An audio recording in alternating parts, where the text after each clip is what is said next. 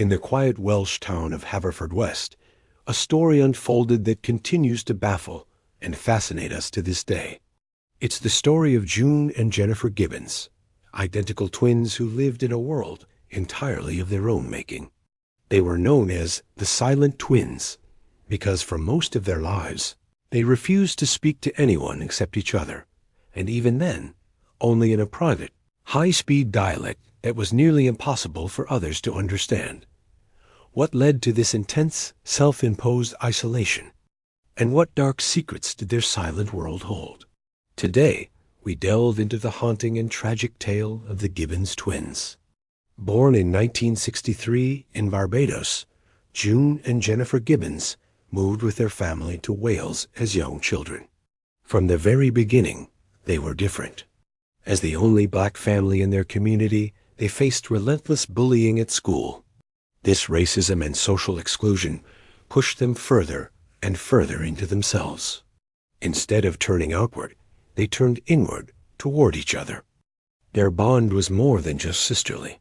It became an unbreakable pact of silence. They mirrored each other's movements, finished each other's sentences when they did speak, and seemed to exist as a single entity rather than two separate individuals. School officials, teachers, and therapists were all stumped. They tried everything to get the girls to communicate, even separating them. But this only caused them to become catatonic, completely unresponsive to the world around them. It was clear that being together was their only way of coping, but it was also the very thing that was isolating them. As teenagers, locked away in their shared bedroom, the twins discovered an outlet for their rich inner lives: writing. They saved up their money to enroll in a mail-order creative writing course and began to pour their thoughts, frustrations, and fantasies onto the page. They wrote countless diaries, poems, short stories, and even full-length novels. Jennifer's novel, The Pugilist, tells the story of a doctor who saves his son's life by transplanting the heart of their family dog into him, only for the dog's spirit to take over the boy. June's novel, The Pepsi-Cola Addict, is a tale of a high school student's affair with a teacher. Their writings were vivid, sometimes disturbing, but always incredibly imaginative. They revealed a desperate yearning for love, fame, and recognition, all the things their silent world denied them. They dreamed of becoming famous authors, sending their manuscripts to publishers. But rejection after rejection only deepened their despair. Their diaries, however, reveal a much darker side to their relationship. The bond that protected them also imprisoned them. They described a love-hate dynamic that was volatile and often violent. One twin could not be happy if the other was. They wrote about feeling possessed by one another, unable to live a normal life as long as the other was present. June wrote, "She wants us to be equal. There is a murderous gleam in her eye. Dear Lord, I'm scared of her. She is not normal, ... She is having a fit. She is getting me in her power." Jennifer wrote back, "We have become fatal enemies in each other's eyes. We feel the irritating, deadly rays come out of our bodies, stinging each other's skin. I say to myself, can I get rid of my own shadow? Impossible or not possible? Without my shadow, would I die? Without my shadow, would I gain life, be free, or left to die?" This internal war was a constant struggle for identity. Who was June without Jennifer? Who was Jennifer without June? It was a question they could never seem to answer.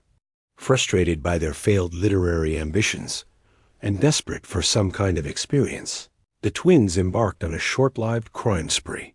It started small, with petty theft and vandalism, but soon escalated to arson. They were searching for a thrill, for a way to feel alive, but their actions quickly caught up with them. In 1982, they were arrested and faced a choice: prison or a high-security psychiatric hospital. The judge, believing they were suffering from a severe personality disorder, sentenced them to an indefinite stay at Broadmoor Hospital.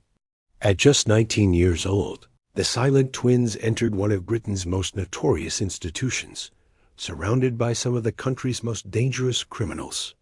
They were separated from the world, and at times from each other, yet their silent pact remained. For 11 long years, the twins lived within the walls of Broadmoor. They continued to write in their diaries, documenting the monotony and medication of hospital life.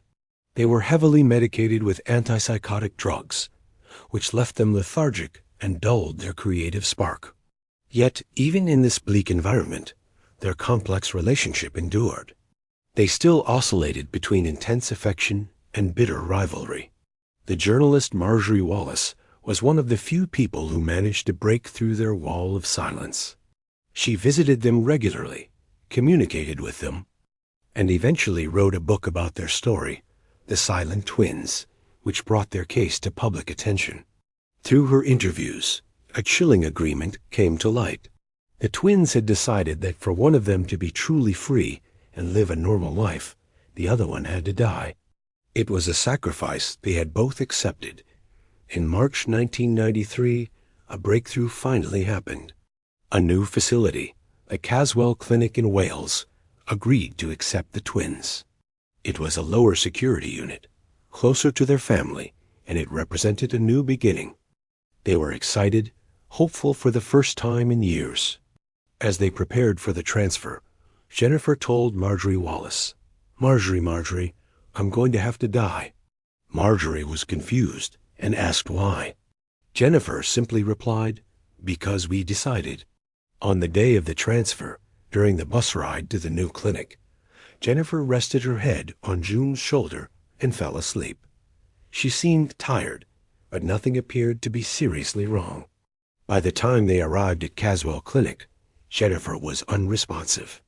She was rushed to a nearby hospital, but was pronounced dead shortly after. She was only 29 years old.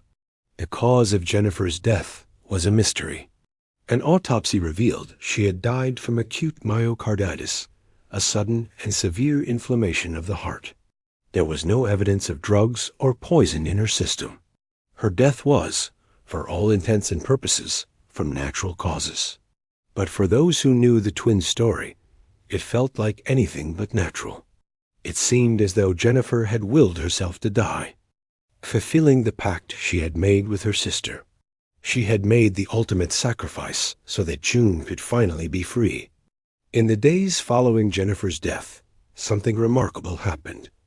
June began to speak. She spoke to the doctors, to her family, to Marjorie Wallace. It was as if a switch had been flipped. The silence was broken. June told Marjorie, "I'm free at last, liberated, and at last Jennifer has given up her life for me."